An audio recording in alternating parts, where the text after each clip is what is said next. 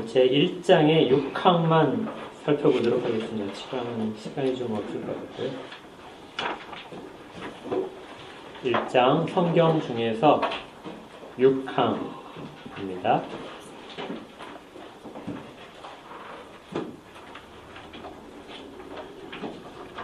제가 읽도록 할게요.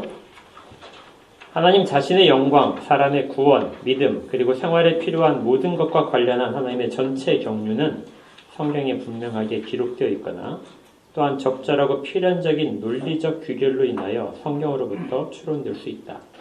그러나 성령의 새로운 계시에 의해서든지 사람의 전통에 의해서든지 어떤 것이라도 어떤 때이건 성경에 추가되어서는 안 된다. 그럼에도 말씀에 계시된 일들을 구원에 이르도록 이해하기 위해서는 성령 하나님의 내적 조명이 필요함을 인정한다. 그리고 하나님을 예배하는 것과 교회 정치에 관해서는 사람의 활동이나 사회 공동체들과 공통되는 상황들이 일부 있는데 이 상황들은 본성의 빛과 기독교적 분배를 의해서 정해야 함을 인정한다. 그런데 이것들은 항상 지켜야 하는 말씀의 일반 규범을 따라야 한다. 네, 좀 어렵죠? 자, 우리가 성경의 권위를 지금 살펴보고 있고 성경의 권위는 다른 것들에게 주어진 적이 없다. 이렇게 분별이 됩니다. 성경의 권위에 대해서 조금 더 살펴보고 싶은데요. 이 신앙 고백서가 성경의 권위를 떠나서는 어떤 것도 규범이 되지 못하도록 규정을 하고 있습니다. 그 기록된 내용들이 하나님 자신의 영광이기도 하고 우리는 다른 것을 통해서 하나님 자신의 영광을 알 수 있는 방법이 없죠. 사람의 구원에 관한 것도 성경 외에 다른 것에서 알 수도 없습니다. 그리고 또 믿음에 관한 것도 그렇고 또 생활에 필요한 모든 것이 성경 안에 기록되어 있다고 고백을 하는 거죠. 이 부분을 조금 더 살펴보겠습니다. 사도행전 13장, 아까 우리가 오전 예배 때 살펴봤던 사도행전 13장의 그 선교여행, 바울과 바나바가 선교여행을 갔을 때요. 그 선교여행을 보낼 때 안디옥 교회에서 이렇게 한 것이 기록되어 있어요. 13장 2절에 주를 섬겨 금식할 때 성령이 이르시되 내가 불러 시키는 일을 위하여 바나바와 바울을 따로 세우라 하시니, 그래서 성령께서 시키시는 일이 있다는 것을 이야기합니다. 그렇게 해서 두 사람이 성령의 보내심을 받아서 이제 선교여행을 가게 돼요. 5절에 가게 되면 살라미에 이르러 구부르라는 키프루스라는 섬에 이제 가서 살람이라는 지역에 갔습니다. 거기에 이르러 하나님의 말씀을 유대인의 여러 회당에서 전할세, 이렇게 돼 있어요. 그러니까 성령께서 시키시는 일이라고 하는 것은 하나님의 말씀을 전하는 것이었죠. 근데 여기서 이제 하나님의 말씀을 전했다. 이것이 과연 무엇이었을까? 하나님의 말씀을 전했다고 했을 때 구약을 전했을까? 하나님의 말씀의 폭이 굉장히 넓죠. 그래서 조금 생각을 해봐야 될 필요가 있어요. 하나님의 말씀은 일단 사도들이 이야기한 것은 예수 그리스도를 의미합니다. 예수 그리스도의 말씀을 의미하기도 하죠. 언제나 하나님의 말씀은 두 가지로 기록이 돼요. 예수 그리스도 자신이라는 뜻이 있고요. 그 다음에 예수 그리스도께서 전하신 것들, 이것도 하나님의 말씀 속에 있습니다. 두 가지를 다 가지고 있어요. 사도들이 아마 그렇게 전했을 겁니다. 예수 그리스도께서 누구신가? 그분 자신이 말씀이시기 때문에 말씀이 우리 가운데 나타나셨다. 그리고 말씀하셨다 하는 것으로서 예수 그리스도를 전하고 그분의 말씀을 전하는 것이죠. 이 원칙은 우리 예수님께서 이렇게 얘기하셨습니다. 나는 아버지의 말씀을 받아서 그것을 너희에게 전한다. 이렇게 늘상 얘기하셨어요. 그러니까 예수 그리스도의 말씀은 하나님의 말씀이기도 합니다. 아버지의 말씀이죠. 그래서 언제나 하나님의 말씀이다 그러면 예수 그리스도와 분리하는 것이 아니라 하나님의 말씀과 예수 그리스도의 말씀은 동일한 것이에요. 그리고 또 예수 그리스도를 보게 되면 아버지를 봤다. 이렇게 하고 아버지와 나는 하나다. 이렇게 하시기 때문에 예수 그리스도를 보는 것 자체가 아버지를 보는 것이라고 이야기가 됩니다. 그러니까 결과적으로 하나님의 말씀은 우리가 볼 때 이 세상 사람들이 인정하는 성경에 대해 생각하는 그런 권위보다도 훨씬 더 큰 것이죠. 그 말씀들을 기록을 했기 때문에 그 권위는 다른 것과 비교할 수가 없을 만큼 큽니다. 그래서 사도들이 늘 이야기할 때는 자기들이 이야기를 하지만 하나님의 말씀을 전했다 이렇게 하는 것이고 그것을 벗어나지 않도록 우리도 마찬가지죠. 우리가 예배 때 성경 말씀을 읽으면서 하나님의 말씀을 받으십시오 이렇게 하는 것은 그 범위를 사도들이 우리에게 가르친 범위 예수님께서 직접 말씀하신 범위 그리고 우리가 니케아 신경에서도 고백했지만 선지자들을 통하여 말씀하신 분입니다. 예수님에 대하여 그렇게 하잖아요. 그리스도께서는 선지자를 통하여 말씀하신 분이다. 그래서 선지자의 말을 읽을 때에도 마찬가지로 하나님의 말씀으로 있기 때문에 하나님의 말씀을 받으십시오 하고 읽는 거예요. 그러니까 단순히 그냥 성경 말씀을 그냥 읽는 것이 아니라 하나님의 말씀으로 받아야 되는 것이죠. 설교자도 마찬가지입니다. 설교자도 하나님 말씀을 전한다고 늘 이야기하죠. 자기 생각을 전하는 것이 아니라 말씀을 전하는 사람으로서 세워져 있다는 것을 늘 생각을 해야 되고 여러분도 그렇게 받으셔야 됩니다. 결과적으로 사도들이 전한 것, 그리고 사도들이 받았던 것, 그리고 계속해서 성경에 기록된 것들, 그리고 그걸 다시 우리가 읽고 전하는 모든 것들은 실질적으로는 본질상 동일하다는 것이에요. 그리고 그것을 계속해서 이어져 가는 것입니다. 나중에 8장에 가게 되면 이 부분이 조금 더 자세하게 나오게 될 거예요. 8항에 가게 되면 초대교회 때 그 사도들이 늘 가는 곳마다 이것을 명확하게 했습니다. 그래서 그 모든 선교의 현장에서 기록된 것들은 하나님의 말씀을 전했다 이렇게 돼 있어요. 또 13장 12절로 내려가시면은 이제 그 구부로 섬의 총독이 이제 그 말씀을 듣게 되는데요. 이에 총독이 그렇게 된 것을 보고 믿으며 주의 가르치심을 놀랍게 여깁니다. 그러니까 사도들이 가르쳤는데 그것을 뭘로 바꿔서 표현이 되어 있냐면 주의 가르치심이다. 그러니까 주님께서 직접 가르치신 것처럼 그렇게 받아들였다고 이야기를 합니다. 요한복음에서는 6장 45절에서 선지자의 글에 그들이 다 하나님의 가르치심을 받으리라 기록되었은즉 아버지께 듣고 배운 사람마다 내게로 오느니라. 선지자들의 그 글을 읽고 예수 그리스도를 기다렸던 사람들 이것을 무엇이라고 표현하면 아버지께 듣고 배웠다. 이렇게 표현을 하고 있어요. 그러니까 선지자의 글도 마찬가지로 아버지께서 말씀하신 것을 기록한 것이다. 해서 구약과 신약에서의 동등한 권위를 인정을 하고 계시는 것이죠. 그리고 그 인용했던 선지자의 글이라는 것이 무엇이냐면 이사야 54장 13절인데요. 너의 모든 자녀는 여호와의 교훈을 받을 것이다. 그러니까 아버지께 듣고 배운 것을 여호와의 교훈이라고 이름을 하고 있습니다. 그것이 선지자가 전한 내용이기도 하고요. 그래서 언제나 우리가 성경에서의 권위는 사람의 기록이 아니고 성령님의 특별한 영감 속에서 하나님이 말씀하신 것을 전한 것이다. 이걸 기억을 꼭 해야 됩니다. 사도들이 그 일들을 했던 것이고요. 사도행전 아까 읽었던 부분에서 좀 놀라운 표현 하나가 있는데요. 거기 찾아볼 필요가 있어요. 사도행전 13장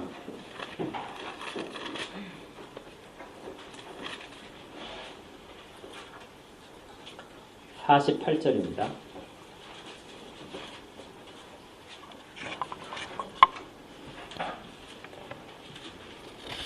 사도행전 13장 48절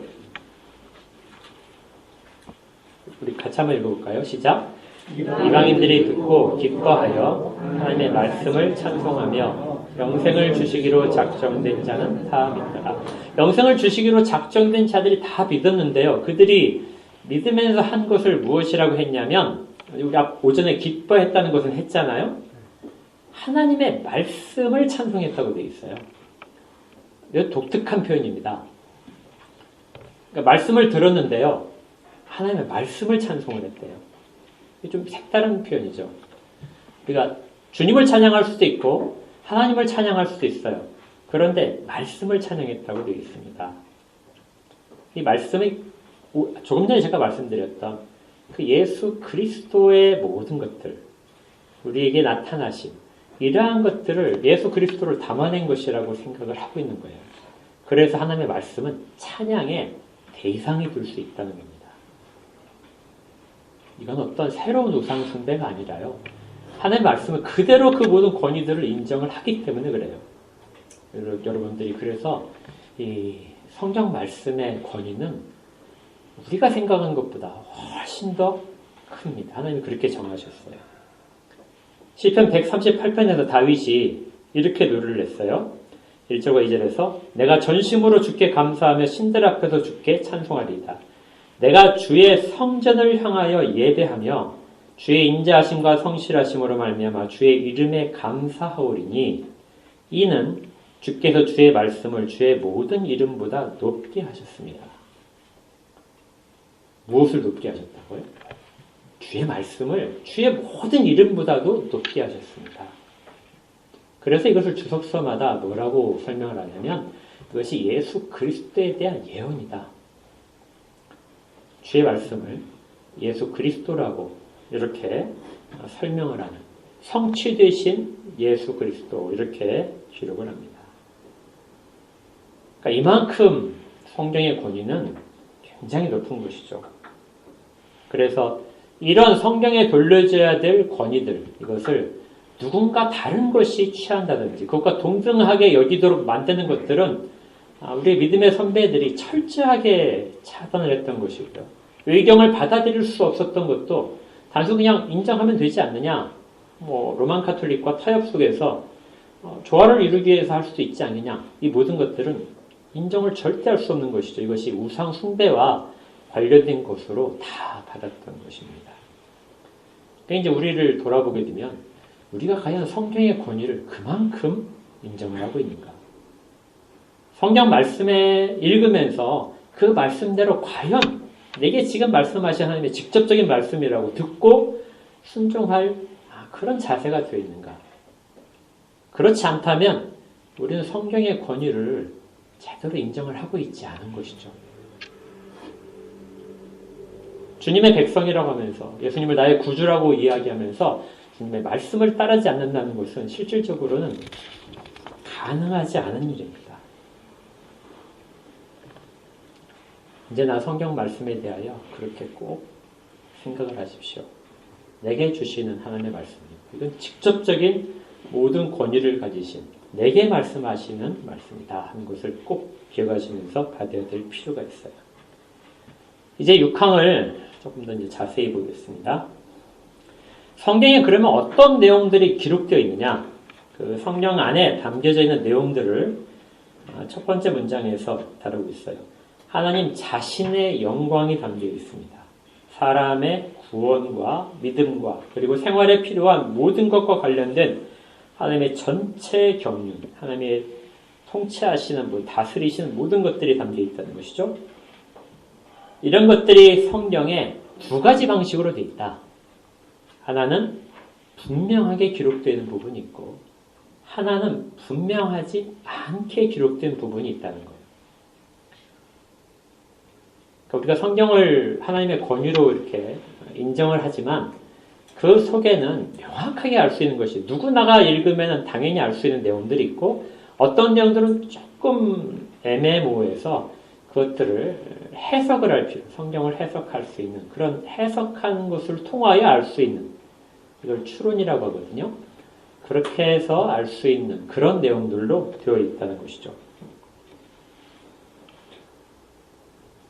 분명한 것은 구원에 관련된 부분은 언제나 명확하게 기록되어 있습니다. 특별히 그 앞에 우리가 1항을 하실 때 그 내용이 있었는데요. 1항을 한번 잠깐 보시면요. 1항의 특별 계시가 필요한 부분을 이렇게 설명을 했었어요. 세 번째 줄에 위에 일반 계시를 이야기하고 그러면서 이것들은 하나님과 그분의 뜻에 관하여 구원에 필요한 지식을 줄 정도로는 충분하지 않다. 그래서 하나님께서 여러 시대 여러 모양으로 자기를 교회에 계시하셨다. 자신의 뜻을 선포하셨다.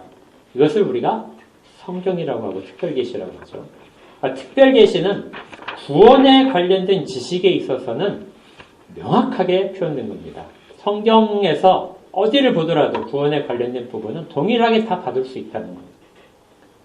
어떤 다른 생각이, 어떤 다른 해석이 들어갈 여지는 전혀 없습니다. 가장 명백하게, 분명하게 표시가 된 것이죠. 그런데 구원에 관련된 부분이 아닌 부분들은 약간 좀 분명하지 않게 나타난 부분도 있고요. 구원에 관련된 부분도 약간 우리가 해석할 수 있는 여지가 있는 부분도 있어요. 그럴 때 어떻게 하냐면 적절하고 필연적인 논리적 규결을 해야 됩니다. 여기에 이제 우리가 이성을 사용을 하는 거예요. 그래서 웨스트민스터 신앙고백서에서는 사람의 이성을 굉장히 중요하게 생각을 해요. 그걸 도구로 해서 성경을 이해할 수 있도록 되어 있기 때문에 적절하고 필연적인 논리적인 규결에 의해서 추론을 하라. 근데 여기에서의 그 모든 과정들은 이성을 사용해서 다양한 해석이 가능하다는 것이 아닙니다. 필연적인 규결에 간다는 것은요, 단 하나의 결론을 안다는 거예요.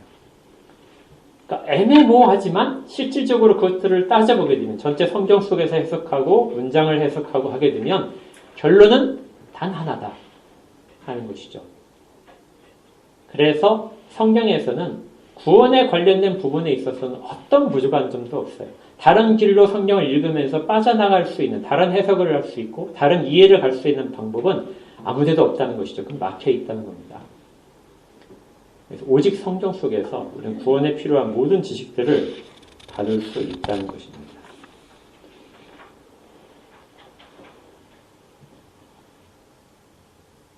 그런데 이제 늘상 성경 외에 다른 권위들을 얘기하는 사람이 있겠죠.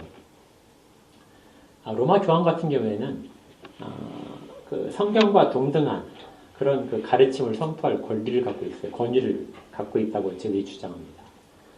그래서 성경과 동일한 것이 늘 선포가 되죠. 그래서 교황의 말은 오류가 없어야 돼요.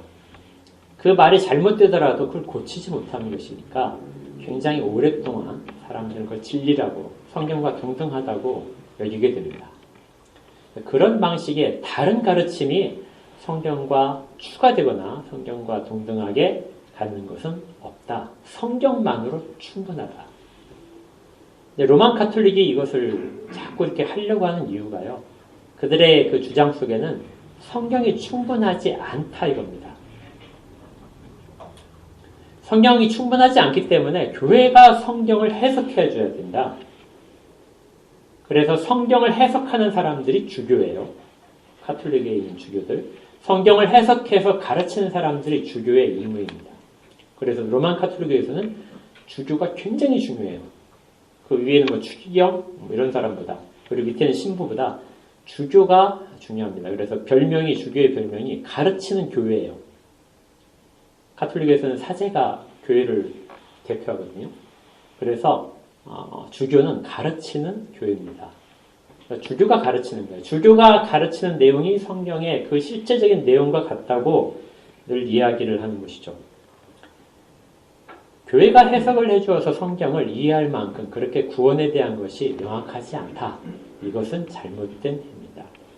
누구나가 다 성경을 읽고 이해할 수 있어요. 타랑에 가게 되면 그 기록된 언어조차도 가장 보통 사람들이 사용하는 언어로 기록되어 있어요. 그래서 성경을 읽었을 때 이해가 안 된다 이러면은 성경 번역에 문제가 있든지 우리가 성경 단어들에 익숙하지 않아서 그런 것이지 누구의 해석을 거쳐가지고 성경을 이해할 수 있다는 것은 잘못된 것이죠. 그러니까 여러분들도 저를 통해서 성경을 알려고 하지 마시고 직접 읽으십시오. 성경은 그렇게 기록되어 있어요. 또한 전통적으로 무엇을 해왔다 해가지고 성경에서 금지된 것인데도 불구하고 전통적으로 해왔다고 해서 그거 할 수 있겠구나 이렇게 해석하지도 않도록 되어 있습니다. 그래서 두 번째 문단에서 성령의 새로운 계시에 의해 성령의 새로운 계시를 받았다고 해서 그걸 하나님의 말씀과 동등하게 여긴다거나 사람의 전통에 의해서든지 어떤 것이라도 어느 때이건 성경에 추가되어서는 안 된다. 여러분들이 한 가지만 기억하시면 돼요. 성경은 충분하다. 어느 정도 충분하냐? 완전히 충분하다. 어떤 부분은 별로 생각 없이 읽어도 다 이해할 수 있어요. 어떤 부분은 조금만 생각하게 되면 다 이해할 수 있도록 그렇게 기록되어 있다고 되어 있습니다. 자, 그러면 앞에서 이제 말씀드렸지만 명확하지 않은 것은 그 논리적인 규결로 그 필연적인 결론을 얻어내서 추론을 할 수 있다고 그랬죠. 그러면 그 추론된 것이 성경과 같은 것이냐 했을 때 그렇지는 않습니다. 이게 무엇이냐면 추론된 결과 중에 많은 부분이 교리 가운데 있어요. 교리의 많은 부분들은 직접적으로 인용한 것이 있고 추론해서 인용한 부분들이 있습니다. 다른 결론으로 가지 않는다고 그랬죠. 단 하나의 결론을 얻게 되는데 그런데 그렇게 얻은 것도 성경과 동일하지 않아요. 그래서 처음에 말씀드렸지만 교리가 성경보다 우위에 있을 수 없어요. 동등하지도 않습니다. 교리를 배우는 것은 성경을 읽기 위해서예요. 그러니까 교리를 열심히 잘 알고 있는데 성경을 안 읽었어요. 그러면 뭘 하냐면요. 실제 뭘 해야 되는데 그 기술을 열심히 익히고 그걸 만들지 않는 거예요. 교리를 열심히 배웠는데 삶 속으로 살아내지 않는 것처럼 실제 성경 말씀이 하나님의 말씀이라고 생각을 하고 그걸 이해하기 위해서 교리를 배웠는데 실제로 말씀을 읽지 않는 그리고 그 말씀에 실제적으로 내 가운데 적용시키지 않는다면 아무 유익이 없게 되는 겁니다. 성경과 교리의 차이점. 교리의 도움을 충분히 받아야 되지만 그것을 가지고 반드시 성경 말씀을 읽으라는 거예요. 그래서 교리의 내용이 좀 더 확실하게 지지를 받고 그리고 성경 전체에 대한 내용을 뚜렷하게 틀을 잡으면서 이해할 수 있게 되는 것. 이 작업을 해야 되는 것이죠. 그 다음에 이제 성경을 해석하는 데 있어서 정말 중요한 거 한 가지를 또 이야기합니다. 성경 말씀이 명백하죠. 어떤 것은 논리적인 추론에서 단 하나의 결론만 얻죠. 그렇게 해서 그것들을 다 해놨는데 그런데 처음부터 언제나 잊지 말아야 될 거 하나가 있어요. 그것이 세 번째 문장입니다. 그럼에도 말씀에 계시된 일들을 구원에 이르도록 이해하기 위해서는 성령 하나님의 내적 조명이 필요함을 인정합니다. 뚜렷하게 알아요. 성경 말씀을 보니까 바로 뭔지를 알 수 있어요. 그런데 그것이 그 사람을 구원에 이르는 지식으로 구원에 이르는 은혜를 받는 상태로 끌고 가지 못한다는 것이죠. 그러니까 성경을 우리보다 훨씬 더 해석 잘하는 분들 많습니다. 믿음이 없어도 예수 그리스도를 주님이라고 고백하지 않고도 성경 주석을 쓸 수 있어요. 얼마든지 가능합니다. 이단들도 성경 해석 우리보다 더 어떤 부분들은 더 훨씬 깊게 할 수 있어요. 그런데 구원에 이르는 이해가 되지 못하는 거죠. 그것은 성경을 직접적으로 기록하게 하신 성경의 원저자이신 성령님이 그 성경을 통하여 우리 가운데 이해를 시켜주셔야 되는 내용입니다. 이걸 잊으면 안 돼요. 그래서 성령을 굉장히 강조하는 그런 그 교단들이 있습니다. 기도할 때 막 성령 충만하고 모든 은사들을 경험하고 이적을 행하고 그런 거 기도와 찬양 속에서 그렇게 된다고 많이 해요. 그런데 그런 사람들보다 개혁주의는 훨씬 더 성령 눈을 강조합니다. 왜 강조가 할 수밖에 없냐면 성경을 성령님께서 주시고 성경을 읽을 때 말씀을 읽을 때 깨닫게 하시고 이해시키는 것이 성령님이시기 때문에 성령으로부터 한 발자국도 옆으로 벗어날 수가 없어요. 그러면 우리의 모든 신앙, 우리의 믿음은 다 기초가 없는 겁니다. 근데 성령을 강조하는 다른 교단들은 말씀과 전혀 관계없어요. 말씀 외에 자기의 체험 속에서 성령님이 역사하신 걸 가지고 우리는 성령을 강조한다, 성령께 의지한다고 이야기는 하거든요. 누가 정말 성령을 강조하고 성령을 높이시는가? 높일 수 있는가 하는 것들은 우리가 꼭 기억을 해야 됩니다. 그래서 개혁주의가 가장 성령에 의지하는 교파다. 언제나 우리가 이렇게 이야기를 해요. 모든 것은 하나님의 은혜로 되고 모든 것은 하나님의 인도하심과 지시하심 속에 있다는 것을 기억해야 됩니다. 그래서 우리가 성령의 내적 조명 이 부분을 늘 구해야 되는 것이고 그것이 없다면 지식의 차원에서만 머물고요. 성경을 이해하는 지식들은 쌓이지만 구원에 이르지 못하는 그런 안타까운 일들이 발생하게 될 것입니다. 그리고 이제 네 번째 문장에서 그러면 성경에 모든 것이 다 기록되어 있습니까? 하는 질문이 나오는 거예요. 어떤 부분은 명확하고 어떤 부분은 명확하지 않지만 추론을 통해서 알 수 있는데 그러면 성경에 우리가 생활하는 모든 것들에 대한 내용이 다 기록되어 있나요? 이렇게 이제 질문이 나올 수 있어요. 여러분들 어떻게 생각하세요? 이건 굉장히 어려운 질문인데 사실. 성경에 다 기록되어 있을까요? 아니면 구원에 필요한 부분들은 확실하게 기록되거나 아니면 일부는 좀 추론을 통해서 알 수 있게 되어 있지만 나머지 내가 살아가는 부분에 있어서는 그것도 성경에 기록되어 있을까?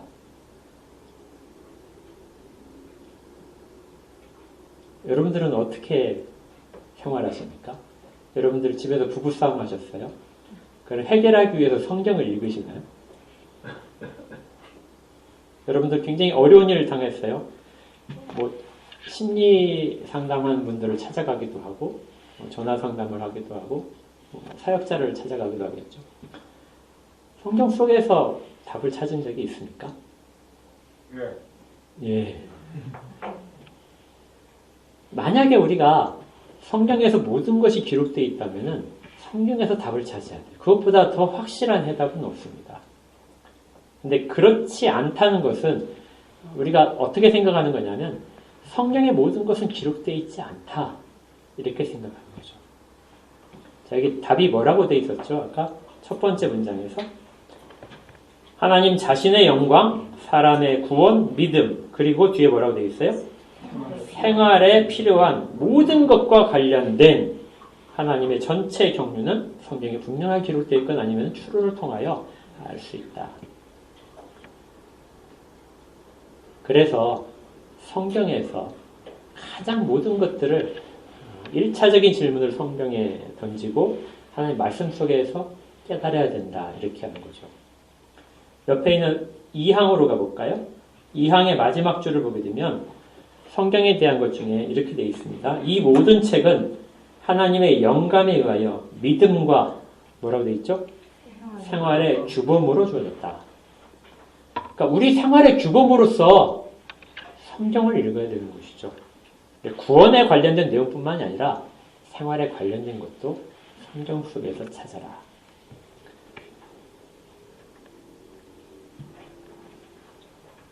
자, 그럼 어떻게 찾느냐? 생활 속에서 하는 것이죠. 명백하게 이것도 기록된 것이 있고 또 명백하지 않게 기록된 부분도 있습니다. 성경에서 허용하는 부분이 실제 있기도 해요. 그것이 어떤 내용이 되어 있냐면 하나님을 예비하는 것에 대한 것이 그렇대요. 하나님을 예비하는 것과 교회 정치에 관해서는 사람의 활동이나 사회 공동체들과 공통되는 상황들이 일부 있는데 이 상황들은 본성의 빛과 기독교적 분별에 의해서 정해야 된다.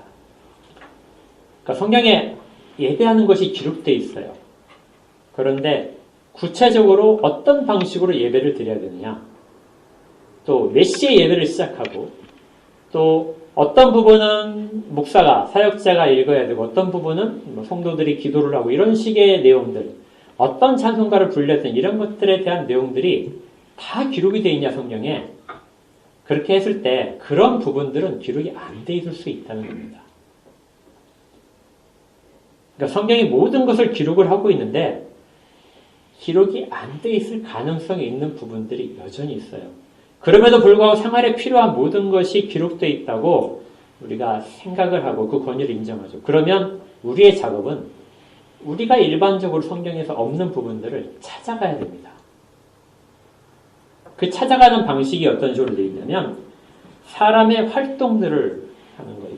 공통적으로 하나님께서 사람에게 주신 공통적인 속성들 속에서의 활동들, 그것을 고려하라는 것이죠.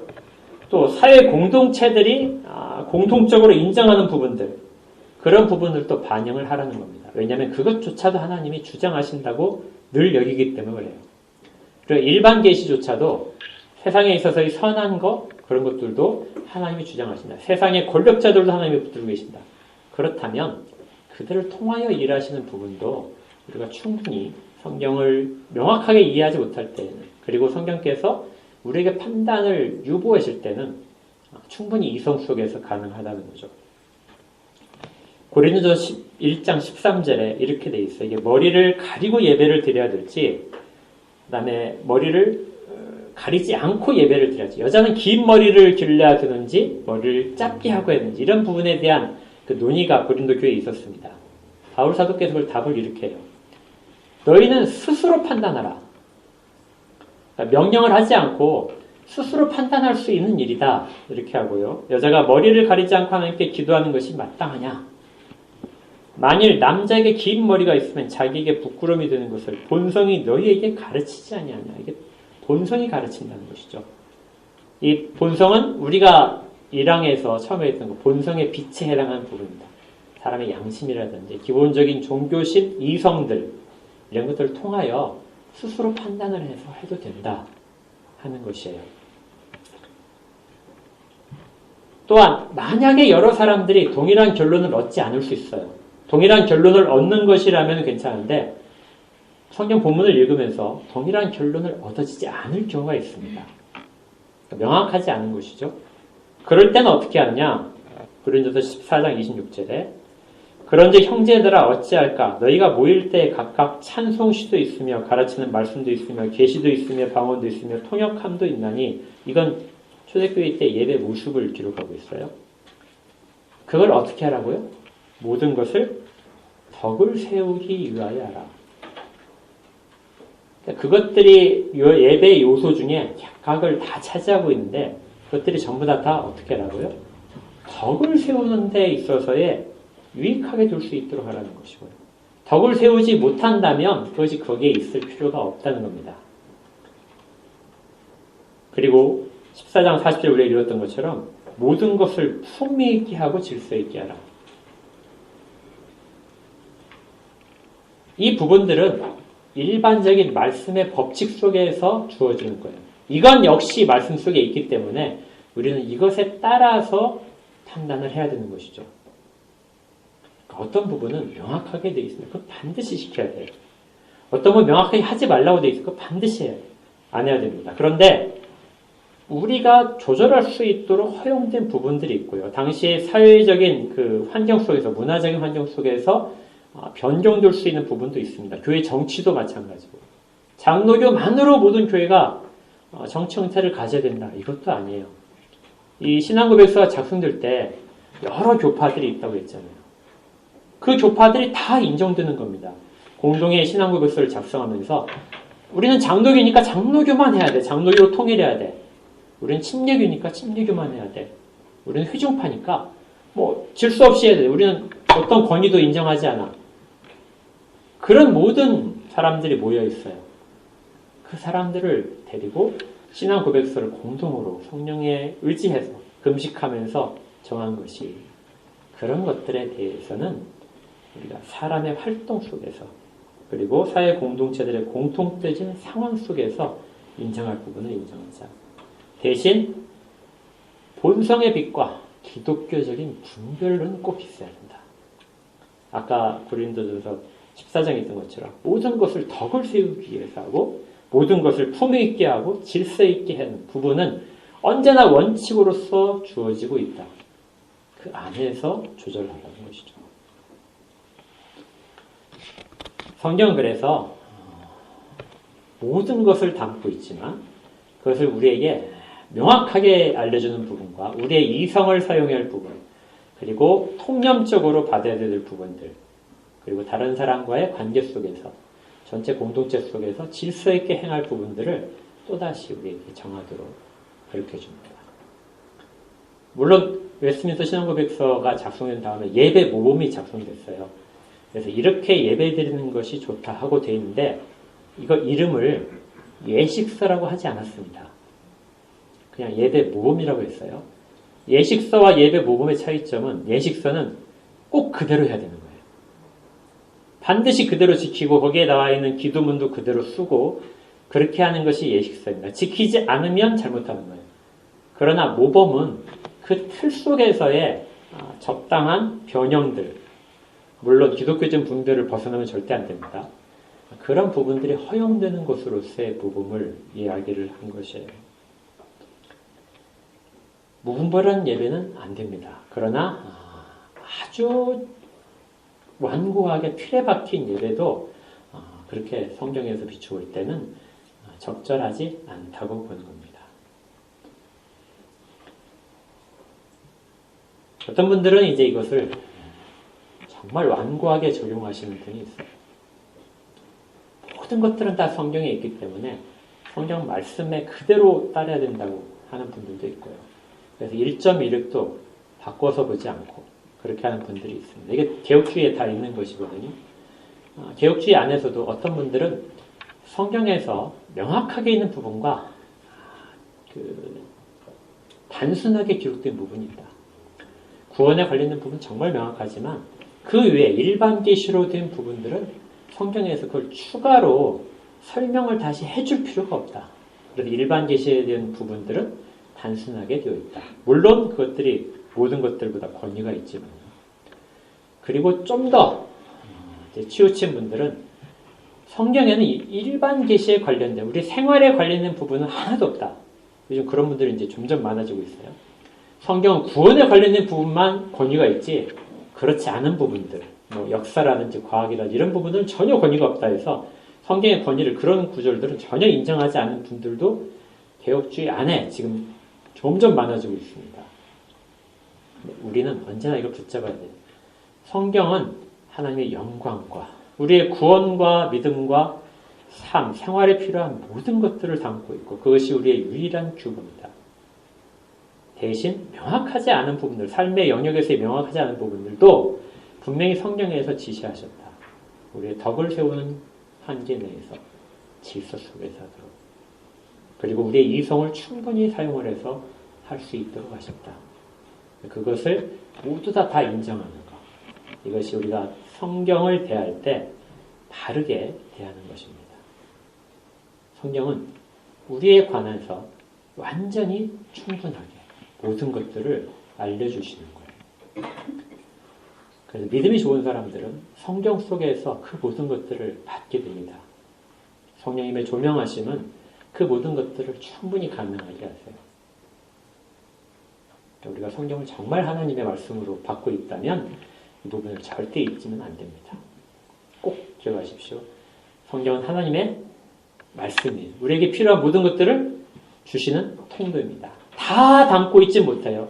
하나님이 그 진리이시라면 보이지 않는 것을 보이는 것으로 담을 때는 늘 제한될 수밖에 없어요. 그러나 우리에게 필요한 모든 것들을 주셨다는 것을 꼭 믿으십시오. 그리고 그 속에서 하나님의 뜻을 발견하시고 우리가 가야 될 규범들을 꼭 발견하시면 됩니다. 그렇게 충분히 하실 수 있도록 되어 있고요. 만약에 혼자 하시기 힘들다면 교리를 다시 한번 보십시오. 교리에서 그 모든 틀들을 쉽게 접근할 수 있도록 도와준 것이 있으니까 그 도움을 받아서 여러분들이 하시면 되겠습니다. 네, 마지막으로 바빙크가 했던 말을 잠깐만 기억하면요. 성경은 우리로 하여금 구원에 이르는 지혜를 가지도록 한다. 성경 말씀을 그대로 인용했습니다. 성경은 종교적이며 윤리적인 목적도 가지고 있다. 이렇게 되어 있어요. 우리가 이 부분들, 윤리성이라든지 종교적인 부분이라든지 모든 것들을 성경에 기반해서 가질 수 있기를 바랍니다. 기도할게요. 하나님 아버지 감사합니다. 성경 말씀을 저희가 대할 때 과연 어떤 권위로 대하는지 말씀에서의 하신 것들 우리가 엄밀하게 적용할 수 있는지 우리의 마음이 성령님의 조명하심 속에서 그것들을 그대로 하나님의 말씀을 받을 수 있도록 도와주시옵소서. 그리고 또 아닌 것들에 대해서는 단호하게 거부하게 하시고 또한 명확하지 않은 것들도 하나님 말씀에 비추어서 우리에게 충분히 알게 하신 부분에 따라서 결론을 내릴 수 있게 하옵소서. 예수님 이름으로 기도합니다. 아멘.